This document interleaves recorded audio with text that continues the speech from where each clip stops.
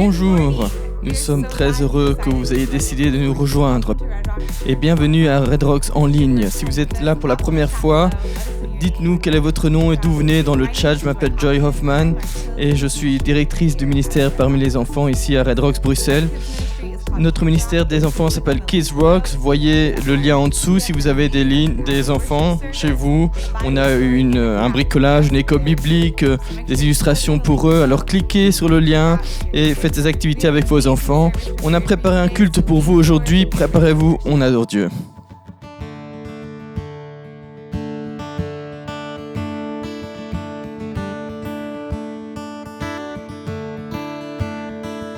I raise a hallelujah in the presence of my enemies. I raise a hallelujah louder than the unbelief. I raise a hallelujah. My weapon is a melody. I'll raise a hallelujah. Heaven comes to fight for me. I'm gonna sing in the middle of the storm, louder and louder.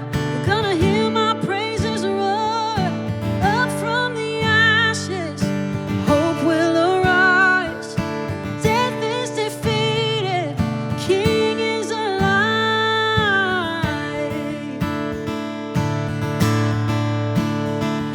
I'll raise a hallelujah with everything inside of me. I'll raise a hallelujah. I'll watch the darkness flee. I'll raise a hallelujah in the middle of the mystery. I'll raise a hallelujah. Fear you lost your hold on me. I'm gonna sing in the middle of a storm, louder and louder. Gonna hear my praises roar up from the ashes. Hope will arise. Death is defeated. The King is alive.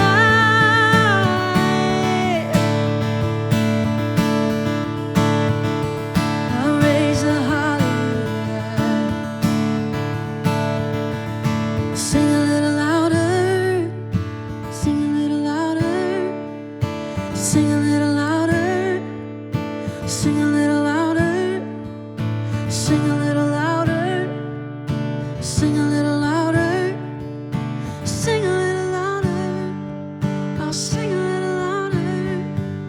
Sing a little louder in the presence of my enemies. Sing a little louder, louder than the unbelief. Sing a little louder. My weapon is a melody. Sing a little louder. Heaven comes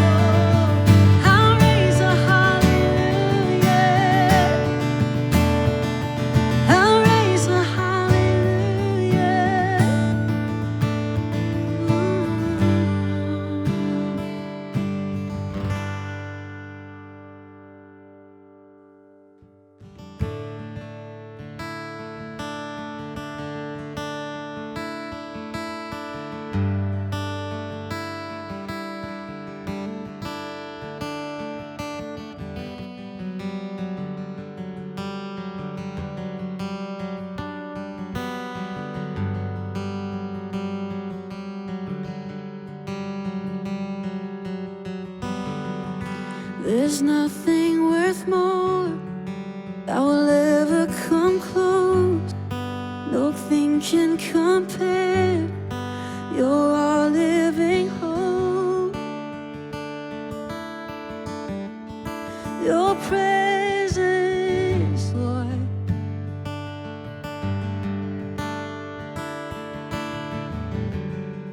I've tasted and seen of the sweetest of loves, where my heart becomes free and my shame is undone. Your presence, Lord.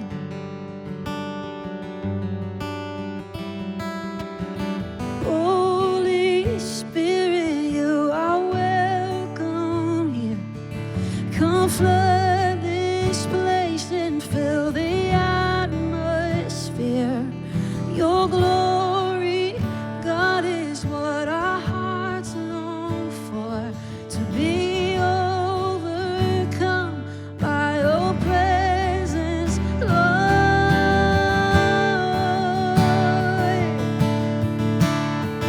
Your presence, Lord. Sing it out,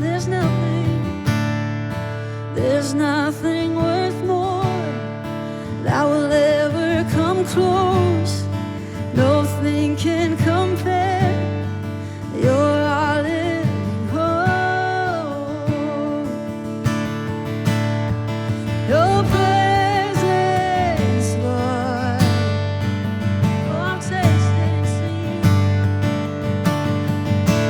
Oh, I've tasted and seen the sweetest of loves, where my heart becomes free, oh, and my shame is undone.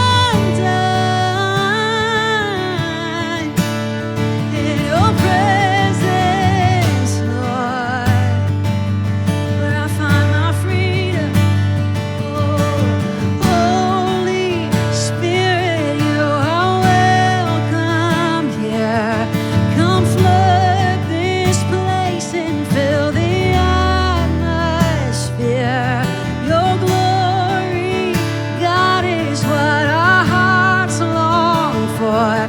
To be overcome in your presence, Lord. Oh, Holy Spirit, you're so welcome here. Oh, come flood this place and fill the atmosphere. Your glory, God, is what our hearts long for. To be overcome by your presence, Lord.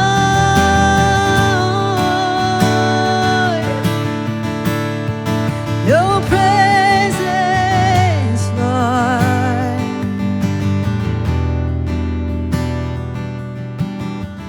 Let us become more aware of your presence. Let us experience the glory of your goodness. Let us become more aware of your presence. Let us experience the glory of your goodness. Let us become more aware of your presence. Let us experience the glory of your goodness. Let us become more aware of your presence. Let us experience the glory of your goodness, Lord.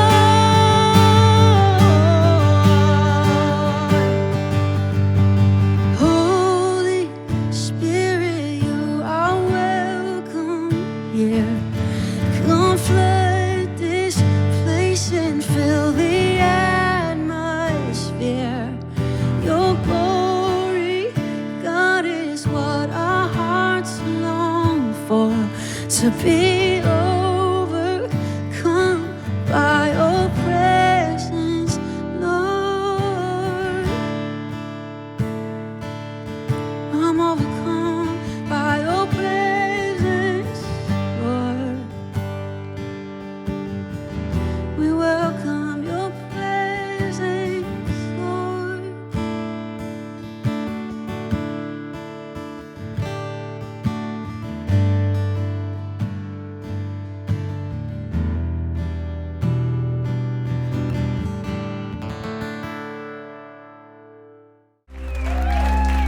Hey, est-ce qu'on peut faire un peu de bruit? La mort ne va jamais nous tenir. Jésus, tu es le seul qui nous tient. Nous voulons te remettre ces moments, Jésus. Et je prie, Seigneur, et je m'attends à... Et mon cœur est rempli de choses, de fait que tu vas faire des choses. Nous allons voir des questions difficiles aujourd'hui que nous avons dans le cœur, dans notre pensée, les difficiles questions du monde. Et il y a tellement de vérités fondamentales dans la vie qui peuvent se trouver et se retrouver dans la Genèse.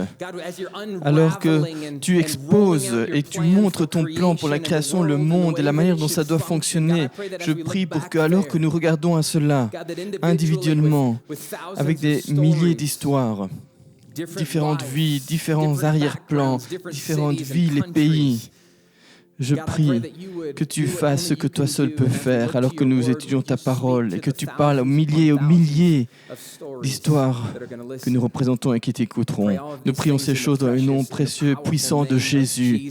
Et tout le monde, ici et dans le monde entier, dit Amen. Vous pouvez prendre place, si vous êtes ici en tout cas, et même ailleurs. Nous avons entamé une nouvelle série de messages que nous avons commencé la semaine dernière, et Doug a fait un excellent travail d'explication sur ce que signifie être fait à l'image et à la ressemblance de Dieu. Et j'espère que ça a été un bénéfice dans votre vie. Sinon, allez écouter ce message. Il y a des répercussions très dynamiques pour notre manière de vie, de vivre, de créer, ce qu'on s'attend à Dieu de Dieu dans notre vie. Donc, regardez ça ce week-end parce que le message d'aujourd'hui va prendre sa base sur ce que Doug a parlé la semaine passée. Vous savez, c'est une chose d'entendre les plans de Dieu dans sa vie, mais vous savez que parfois aussi, c'est peut-être juste moi, mais parfois les plans ne se déroulent pas comme on l'avait pensé, comme on l'avait voulu. Parfois, ça tourne un peu mal. Parfois, les choses tournent un peu comme on pense que ça ne devrait pas tourner. Et je voudrais que nous posions ce week-end une question qui, je pense, trouve réponse dans les échos de ce que Dieu a créé en Éden. Et la question que je poserai aujourd'hui, si vous prenez note, notez-la, la question est la suivante. La voix de Dieu est-elle vraiment meilleure? La voix de Dieu est-elle vraiment meilleure? Et si vous êtes habitué de l'Église, on a beaucoup d'habitués de l'Église ici, des personnes qui sont d'ailleurs à distance physique autorisée, et à la base de notre âme, la question c'est, est-ce que la voix de Dieu est-elle vraiment meilleure quand on a cette occasion et quand on tombe dans le péché? La question qu'on se pose, c'est est-ce que Dieu c'est vraiment mieux que ce que je peux avoir maintenant?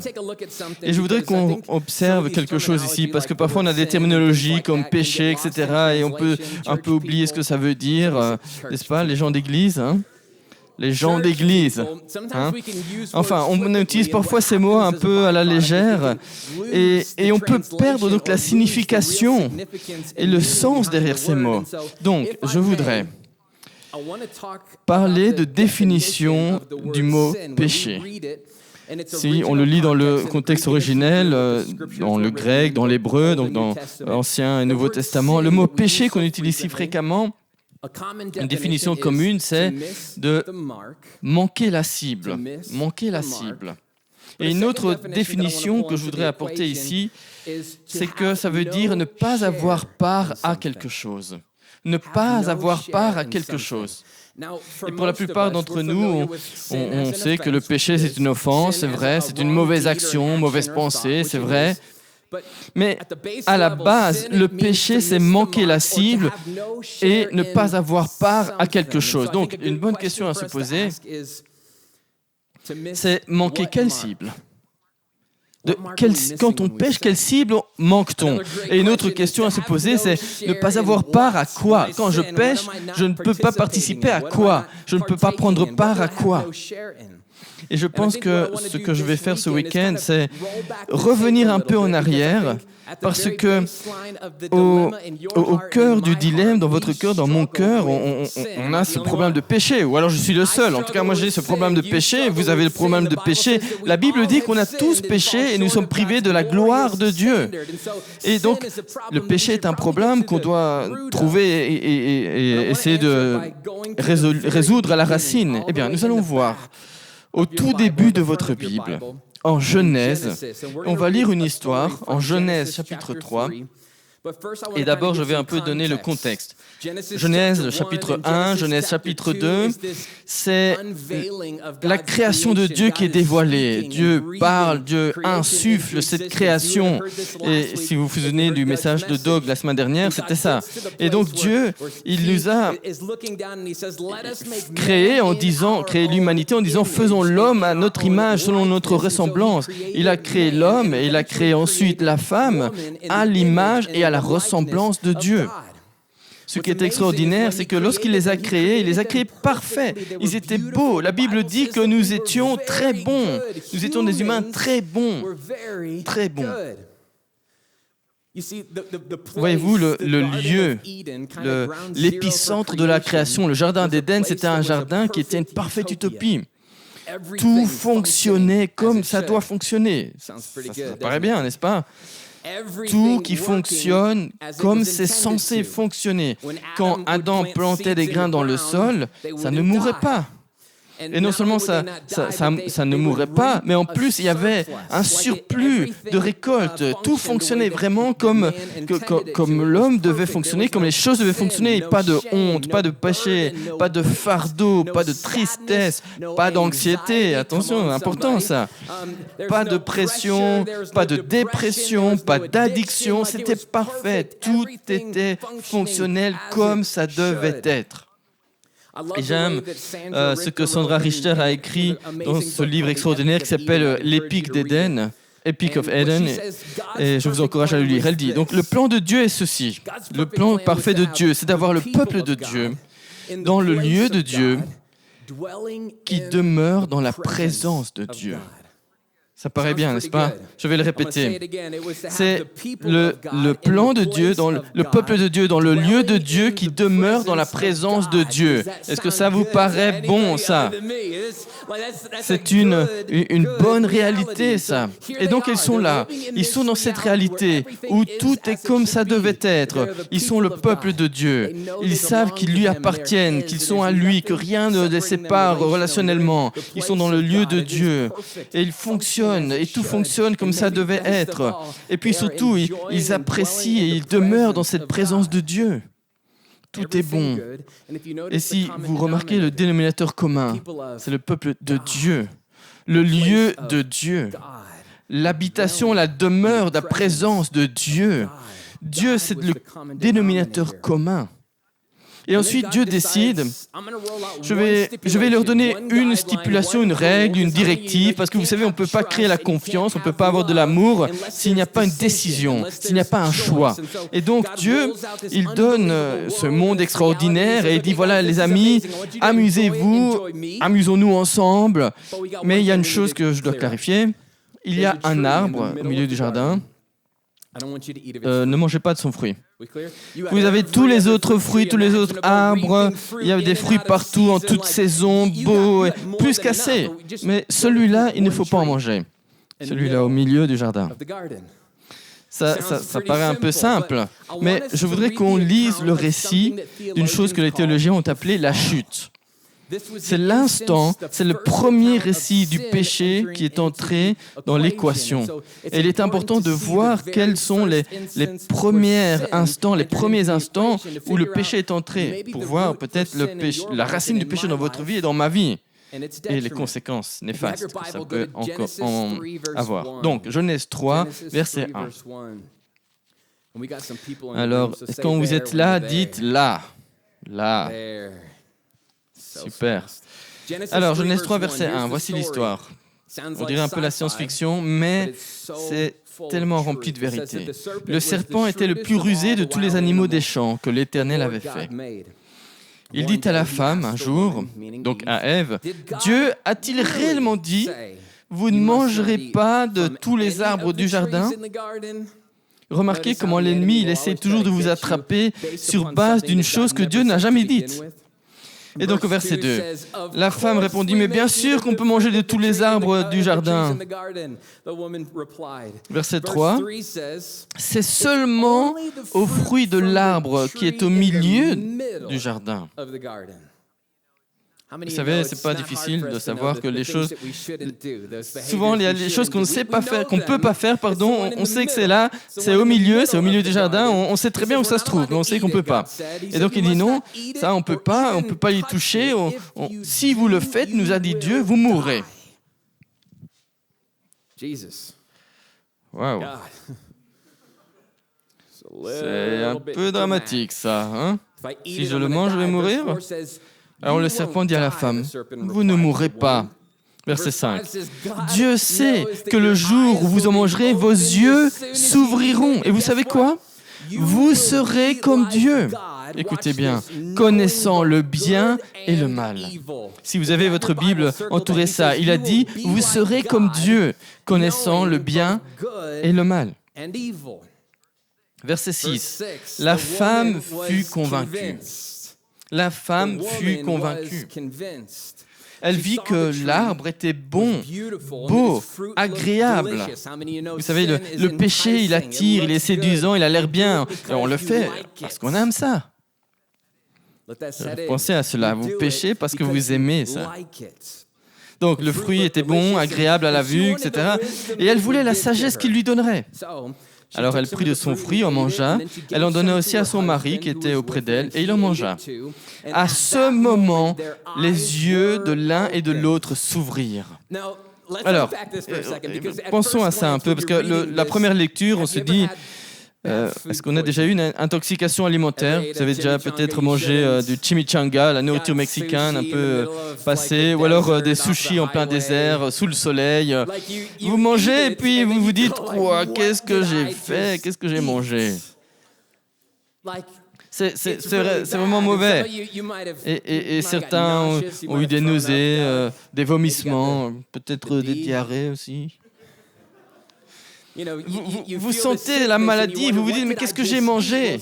Eh bien, parfois, quand on lit l'histoire du jardin, le récit de la chute, parfois on se dit, mais waouh, qu'est-ce qu'il y avait dans ce fruit? Parce qu'ils ont mangé ça et ils n'ont pas juste eu une indigestion ou des nausées. Ils ont été séparés, l'humanité a été séparée pour le monde entier et dans toute l'histoire. Ça, c'est une mauvaise nouvelle. Et alors, est-ce que c'est une intoxication alimentaire? Non, il y a dû avoir plus. Qu'est-ce qu'il y avait dans ce fruit? Moi, je vous encourage à aller un peu plus profond dans l'histoire, parce que le problème, ce n'est pas le fruit. Le problème, c'était la tromperie. Il y a tellement de bonnes choses dans la vie qui peuvent devenir péché parce que vous êtes trompés. Et on vous fait croire que ça peut vous donner quelque chose que ça ne peut jamais vous donner. Ce sont des promesses vides. Toute promesse que l'ennemi vous fait, c'est une promesse vide. Si vous regardez ça, vous serez satisfait. Si tu bois un peu de ça, tes problèmes vont disparaître. Et si tu travailles plus dur, tu auras plus. Peut-être que si vous pouvez accomplir plus, vous vous sentirez plus d'assurance, plus assuré. Il n'y aura jamais assez satisfaction dans ces promesses. Alors le fruit, il avait l'air beau. Le péché a l'air beau, vous savez, parfois. Et la tromperie, et on va voir, révèle que le problème, ce n'était pas le fruit. Le péché s'est produit avant que le fruit ne soit mangé. Genèse 3, 13, on revient un peu en arrière. L'Éternel Dieu dit à la femme, il a dit, il y a quelque chose qui s'est passé là. Pourquoi as-tu fait cela? Écoutez sa réponse. Elle a dit, le serpent m'a séduite. Et puis qu'est-ce qui s'est passé? Et c'est pourquoi j'ai mangé. Voilà le schéma du péché dans votre vie et dans ma vie. Il y a la tromperie, la séduction, qui amène un comportement pécheur. À la racine de chacun des problèmes du péché, ces péchés répétitifs, vous ne pouvez pas vous en débarrasser, tout le monde en a, j'en ai. L'apôtre Paul aussi, il a dit, je fais les choses que je déteste faire et je ne peux pas faire les choses que je peux faire, que je veux faire. Qui me délivrera de ce corps de péché? Vous n'êtes pas seul, vous avez des péchés, vous avez des problèmes. Dites à votre voisin, tu as des problèmes. Tu as des problèmes. À la racine de chacun des péchés contre lesquels vous luttez, Red Rocks, il y a une tromperie, une séduction. Et il est important de se demander pourquoi est-ce que j'aime ça? Voyez-vous, si on n'est pas assez sage, si on ne sait pas comment naviguer au travers de la vie et s'accrocher à l'écriture assez, ce qui se passe, c'est qu'on est facilement trompé et séduit. Jacques dit que nous sommes comme des vagues poussées par les vents, à gauche, à droite, avec tout ce qui n'est pas vrai. Elle a été séduite et c'est pourquoi elle a mangé. Et si on va en Genèse 3, verset 5, on a déjà lu, il est dit que Dieu sait que le jour où vous en mangerez, vos yeux s'ouvriront. Et voici la tromperie, vous serez comme Dieu, connaissant le bien et le mal. Et la Bible dit que la femme a été convaincue. La chute, ce n'était pas le problème du fruit, c'était le problème de la séduction, de la tromperie qui a mené à la question du fruit. On a peut-être un problème de pornographie, on a un problème de boulimie, on a un problème de... C'est jamais ça le problème, c'est toujours la tromperie qui a derrière le problème. Et vous savez, l'acte de manger le fruit, ils pensaient pouvoir par cela recevoir ce que seul Dieu pouvait leur donner dans la vie. Donc ils se disaient, si je peux manger ça, eh bien je serai comme Dieu, je pourrai subvenir à mes besoins, je saurai ce qui est bon, ce qui est sain, je pourrai subvenir à mes besoins, je pourrai construire et créer tout ce que je peux avoir et que normalement Dieu me donne, je pourrais me le procurer moi-même et je serai mon propre Dieu. Vous ne vous sentez peut-être pas... Enfin, dans votre tête, vous pouvez vous convaincre que vous êtes votre propre Dieu, mais si on regarde notre vie et nos péchés, nous voyons que nous avons un problème de colère. Je ne peux pas contrôler mes enfants. Je ne contrôle pas. J'ai un problème d'anxiété parce que je ne contrôle pas les résultats au travail et des finances. Les problèmes qu'on a bien souvent, ce sont juste des produits dérivés du fait qu'on réalise qu'on n'est pas Dieu. Et ça, c'était la séduction depuis le premier jour.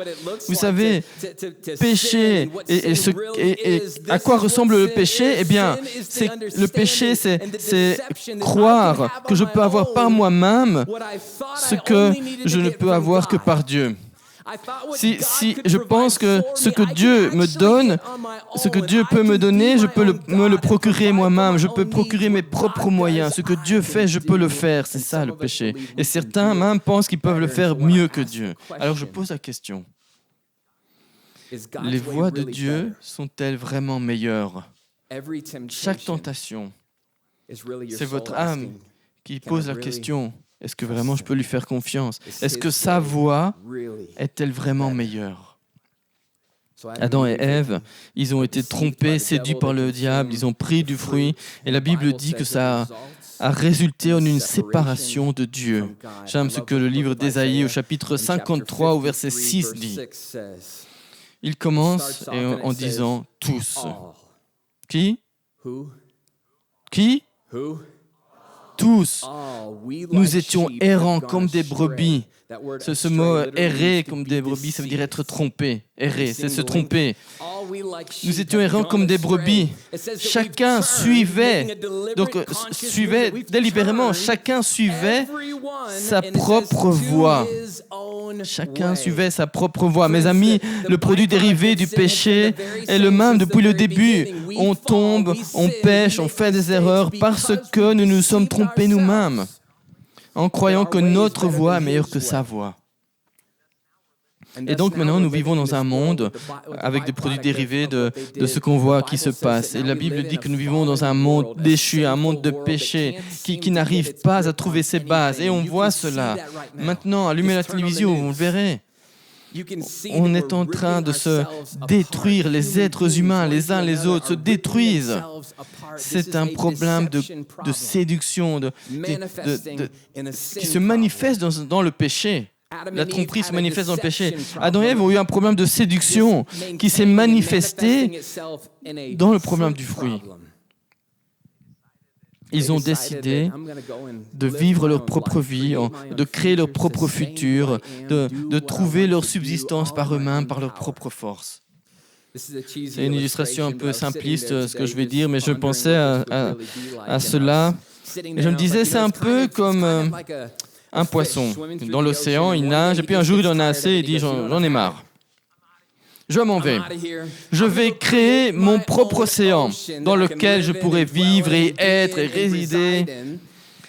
Alors, le produit naturel dérivé de cela, c'est que ce poisson sera un poisson mort bientôt. Parce qu'aucun poisson ne sait créer sa propre vie, créer son utopie. Pour nous, c'est tout logique. Mais oui, c'est logique, le poisson, il ne sait rien faire. Mais quand on pense que la Bible dit que le produit dérivé du péché, que le salaire donc du péché, c'est la mort, on se dit, je ne comprends pas. Je ne comprends pas. Ce qu'est le péché, c'est une tromperie. C'est dire, je vais vivre ma vie à ma propre manière, à mon propre rythme, de mes propres forces, selon ma puissance, je serai mon propre Dieu. Et on dit tous, ouais. Les médias sociaux disent, oui, tu peux être plus, vas-y, va faire ce que tu veux, travaille plus, je suis avec toi. Les êtres humains qui vivent dans un monde déchu depuis le début, depuis qu'on est, on nous dit, vas-y, fais-le, accomplis. Et ça a l'air beau, ça a l'air extraordinaire, mais comment est-ce que ça va dans votre vie sans Dieu? C'est pourquoi on est plein d'anxiété.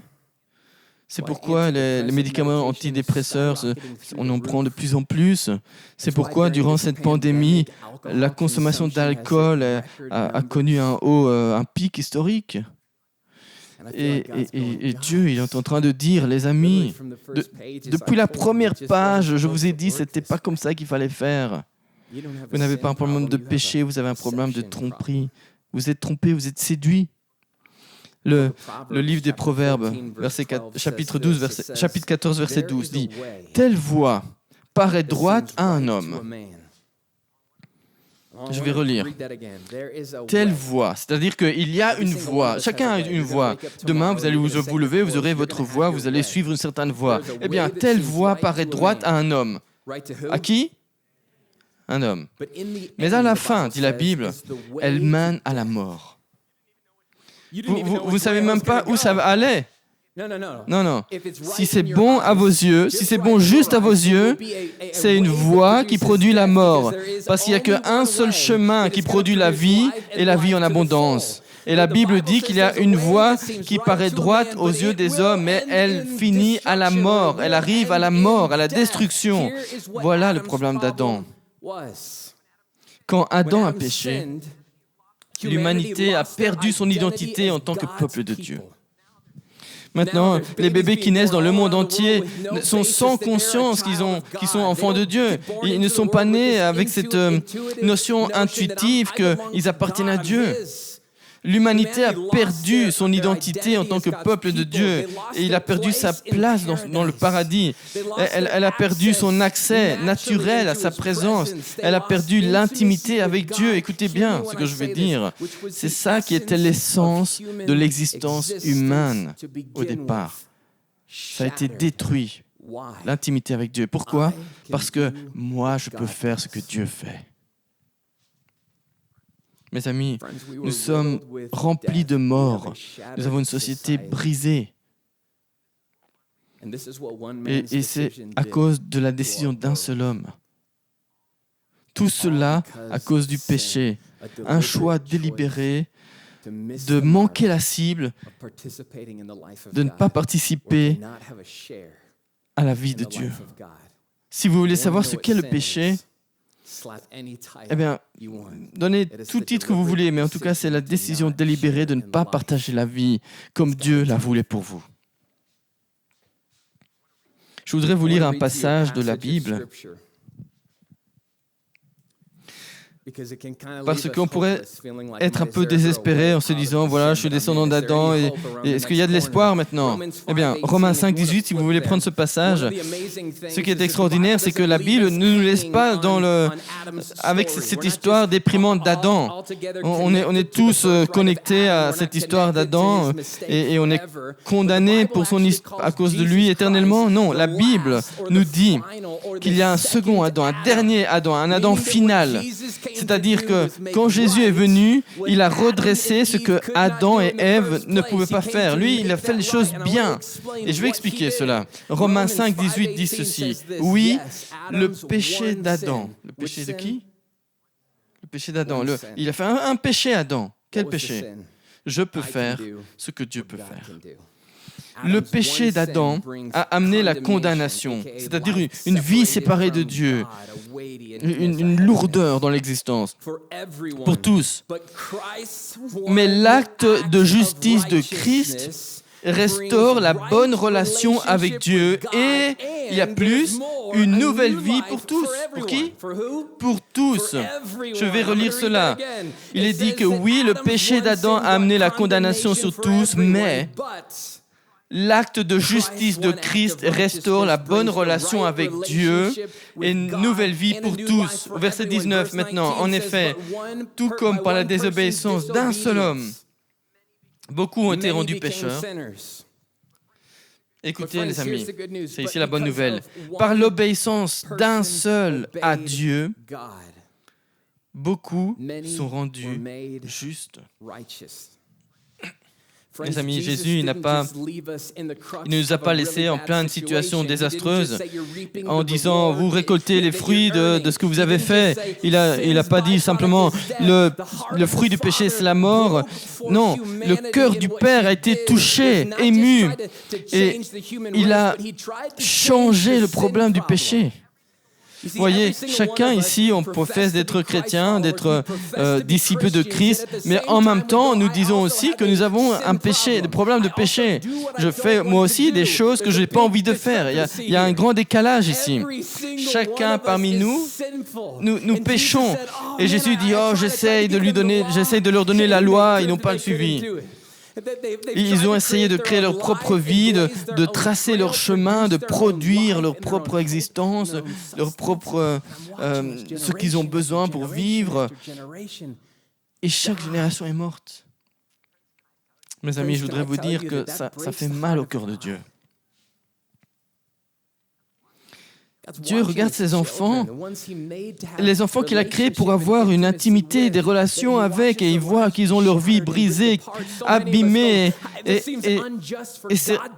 certains disent, oui, c'est injuste que Dieu nous discipline de cette manière. Pourquoi est-ce que Dieu nous punit? Pourquoi est-ce que Dieu permet ces mauvaises choses de se passer? Vous savez, c'est parce que nous vivons dans le monde d'Adam et nous avons besoin d'un sauveur. Vous savez, quand j'ai grandi, quand j'étais enfant, on était 8 à la famille, 8 enfants à la famille, et mes parents, Dieu les bénisse, envoyaient-leur de l'argent ou un petit mot gentil. Moi, à chaque fois, je prenais des mauvaises décisions, j'attirais les problèmes, et mes parents, ils me disaient, ne touche pas à la prise électrique. Ne mets pas tes doigts dans les trous de la prise, ne mets pas de tournevis dedans, ne touche pas à la prise. Et je me souviens qu'on me répétait ça sans cesse. Et je savais que la raison pour laquelle mes parents me disaient ça, c'est parce qu'ils voulaient prendre soin de moi et ils m'aimaient. Mais un soir, une nuit en fait, en pleine nuit, j'avais un bic, j'avais un stylo plutôt en métal. Et j'étais là sur mon lit, je regardais la lumière. Et juste à côté de mon lit, il y avait une prise. Et je chipotais comme ça. Puis après, j'ai pris mon stylo et puis je me suis approché et tout à coup, c'est devenu noir dans la pièce et il y a eu une énorme étincelle. J'ai commencé à crier, mais remarquez ce qui s'est passé après parce que ça vous dit ce que la croyance pousse à faire. Je me suis pas dit, oh papa, pourquoi tu m'as discipliné comme ça? Papa, pourquoi est-ce que tu m'as puni en m'envoyant cette décharge électrique? J'ai jamais dit ça. Parce que mon père m'avait dit tant de fois, il m'avait répété, il avait dit, mon fils, ne mets pas tes doigts dans la prise électrique, tu auras un choc électrique, ça va te faire mal et peut-être même que ça pourrait te tuer. Vous savez ce que j'ai fait ce soir-là, après avoir eu la décharge électrique? J'ai couru chez mon père. Mes amis, le cœur de Dieu pour nous, au milieu de nos péchés, parce que Jésus, il a fait ce qu'il a fait à la croix. Il a dit, je sais que vous avez ce problème de péché. Je sais que ce péché vous empêche d'avoir une relation avec moi, vous empêche de me connaître, vous empêche d'avoir le cœur plein, vous empêche de marcher dans votre appel, vous met un poids dans votre vie, de la honte. Mes amis, ne touchez pas la prise électrique. Et puis, au-delà de cela, Jésus, il a pris le problème du péché qui nous empêchait de connaître, d'expérimenter Dieu, le salut, la vie éternelle. Jésus, il a coupé l'électricité. À un tel point que lorsque vous péchez, son espoir, c'est que vous punissiez l'ennemi. Vous le punissiez de vous avoir trompé, de vous avoir séduit en courant vers le Père. C'est pourquoi la honte, c'est mauvais. Et il dit non, il ne faut pas avoir honte. Viens vers moi, parce que je veux que tu me connaisses, je veux être avec toi. Ne laisse pas le péché t'empêcher de venir à moi. Ne laisse pas le péché te séparer. Ne laisse pas le péché t'empêcher de prendre part à ma relation et à l'expérience qu'on peut vivre ensemble. J'aime ce que la Bible dit en Colossiens 1:15. Il dit que le Fils, c'est-à-dire Jésus, est l'image du Dieu invisible. Et écoutez ce qu'il dit, le premier-né de toute la création. Le premier-né de toute la création. Alors, pour ceux qui ont déjà lu la Bible, vous savez que Jésus n'est pas le premier-né. On a dit que le premier-né, c'était Adam et Ève. Je vais vous dire pourquoi la Bible appelle Jésus le dernier Adam. Pourquoi elle l'appelle le Adam final? C'est parce que quand Jésus a fait ce qu'il a fait, eh bien, il a dit, ce que Adam a fait vous a séparé de l'éternité, de Dieu, et vous ne pouviez pas expérimenter et connaître Dieu et bénéficier de l'amour de Dieu. Mais il a dit que vous étiez fils d'Adam, mais Jésus, il a dit, moi je vais venir, je vais vivre, je vais demeurer parmi vous pour que vous puissiez être associés avec un nouvel humain. Vous pourrez être associés avec un nouveau Père. Vous pourrez être associés avec une nouvelle lignée. Et donc, la Bible dit que ce que Adam ne pouvait pas faire, Jésus l'a fait en tant que second Adam. Si vous avez votre Bible, prenez 2 Corinthiens 5, verset 15, et je vais terminer par ce verset. La Bible dit, « Il est mort pour tous, afin que ceux qui reçoivent sa nouvelle vie ne vivent plus pour eux-mêmes,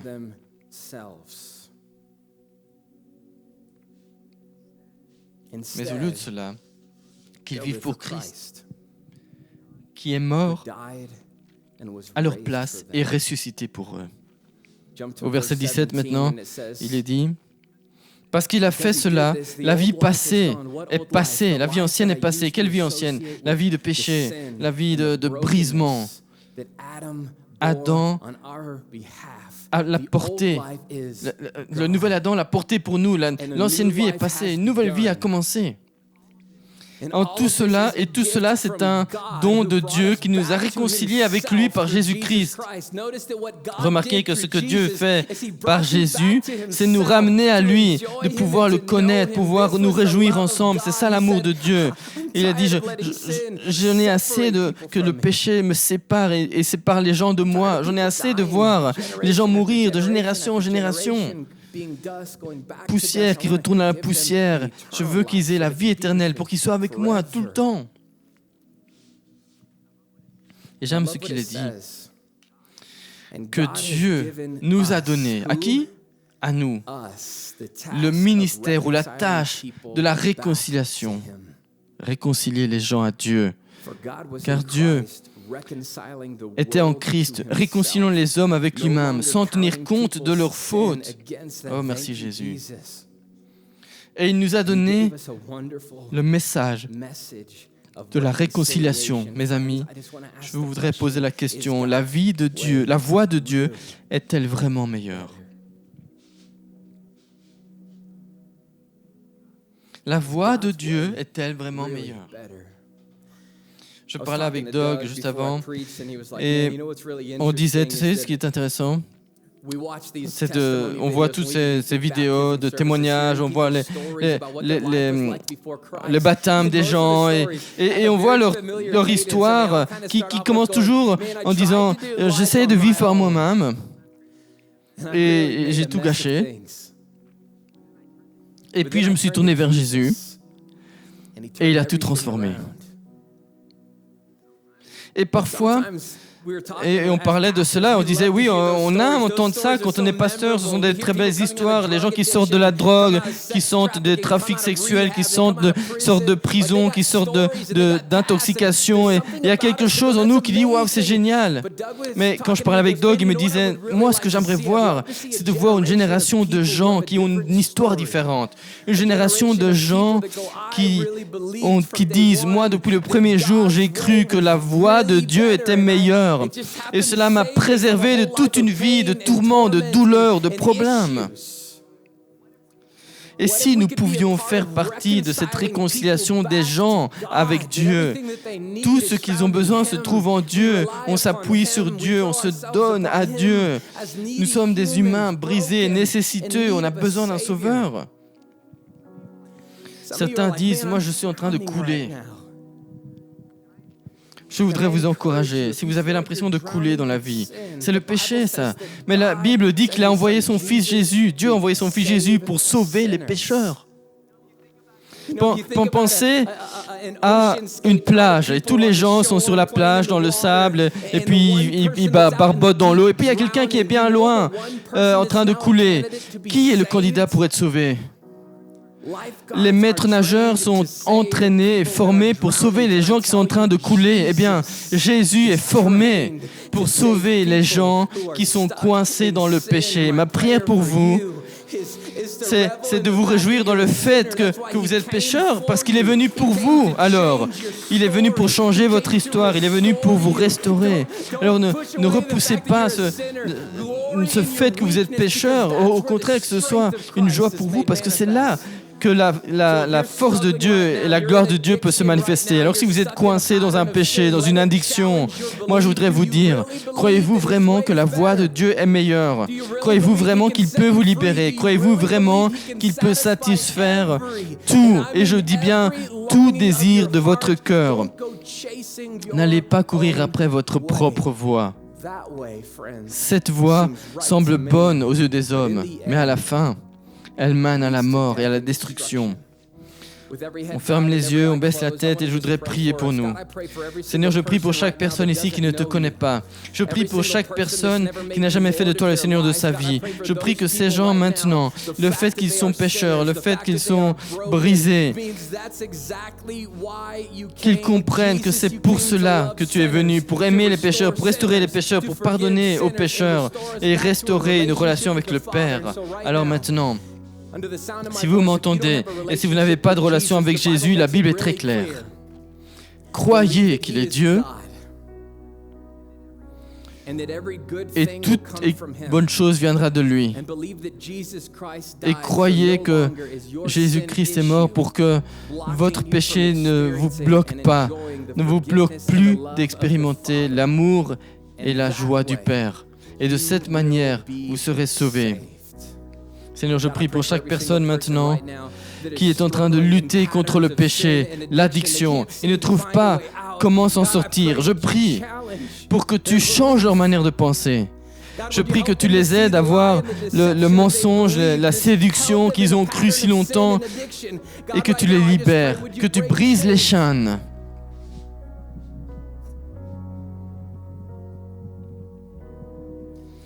Seigneur, libère les gens. Je sais qu'il est écrit que la vérité, le Fils, celui qui est rendu libre par le Fils sera réellement libre. Alors maintenant, je te remercie pour ce que tu fais, pour les addictions générationnelles qui sont changées. Les gens vont changer l'histoire de leur famille parce que tu as changé notre histoire de famille. Merci parce que nous ne devons plus être des fils d'Adam, mais nous sommes fils ou filles de Dieu. Pas en raison de ce que nous avons fait, mais en raison de ce que tu as fait pour nous. Alors nous te louons, nous te remercions, Jésus. L'Adam final. Merci d'avoir ôté nos péchés. Red Rocks, adorons-le.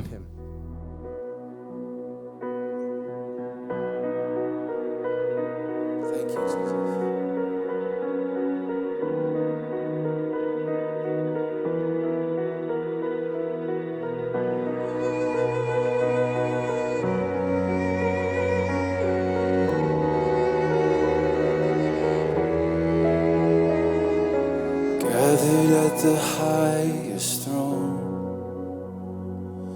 welcomed by a melody,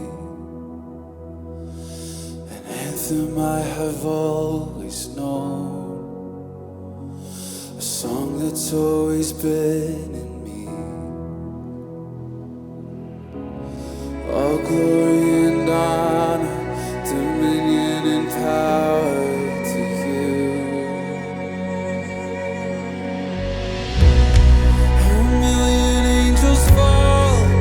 Face down on the floor, all to echo, holy is the Lord.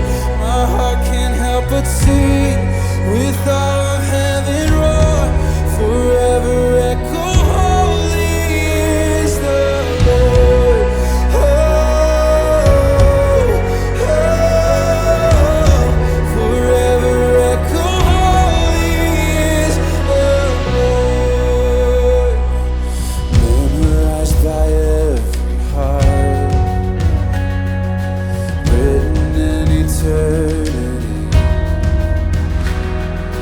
every lifted voice apart,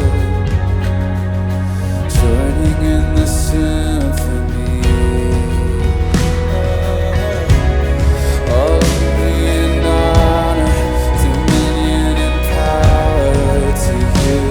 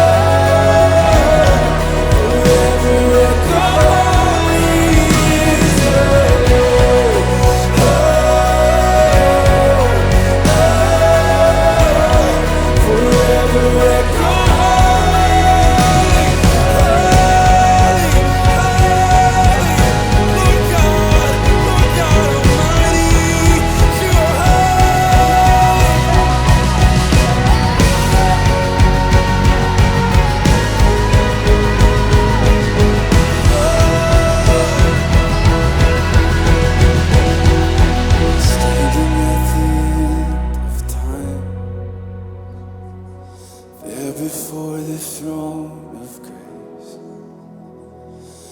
majesty before my eyes, let it take my breath away.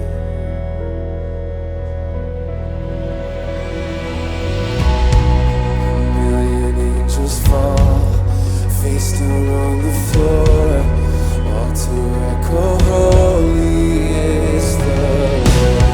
My heart can't help but sing with all heaven roar. With a million angels fall, face down on the floor, all to echo, holy is the Lord. My heart can't help but sing.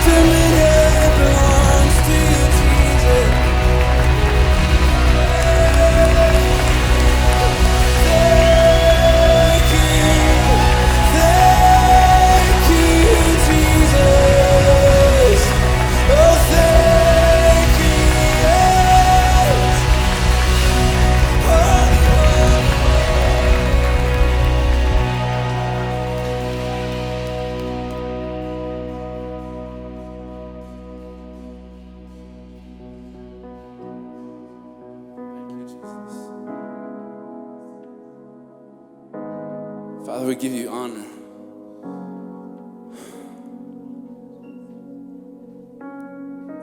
And just the thought of us joining what heaven's been singing for eternity is this humbling thought.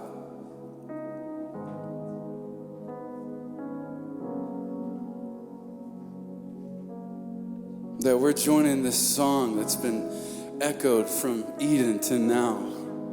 Holy, holy, holy is the Lord God Almighty, who was and is to come.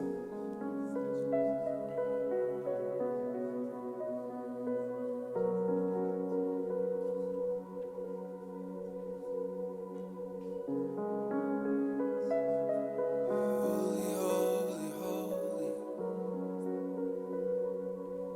Holy, holy, holy.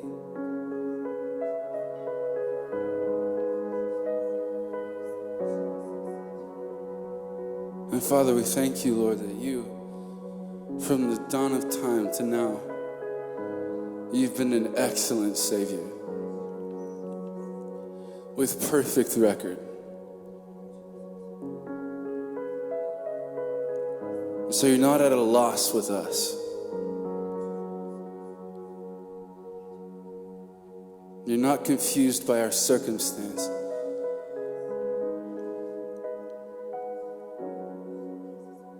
And we haven't outsinned the grace that you have to offer us.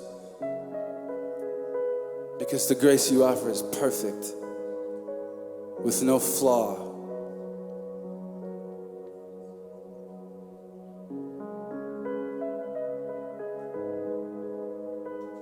So when we join with heaven and we sing, holy, holy, holy is the Lord God Almighty, we say it knowing you are perfect.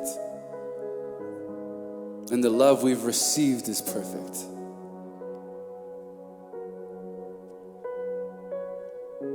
So just one more time, church, can we lift up our hands and can we sing this chorus? I don't want to get crazy band-wise. I just want to soak in the words.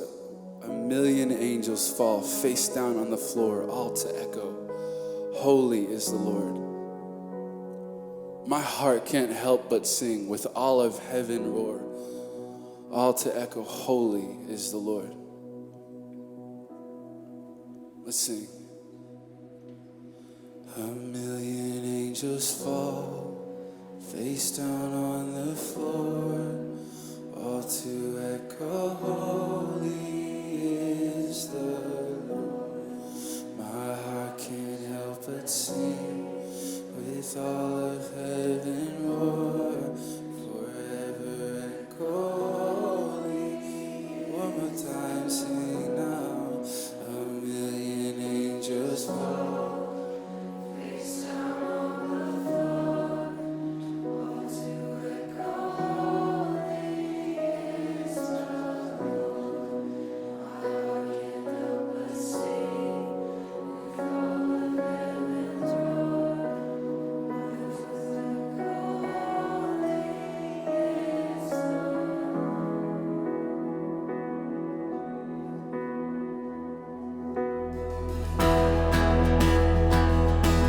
Come on, church, because of who he is, we're going to declare this truth of ourselves today. Sing it out, come on. Who am I that the highest would welcome? I was lost, but he brought me into his love. Oh, his love.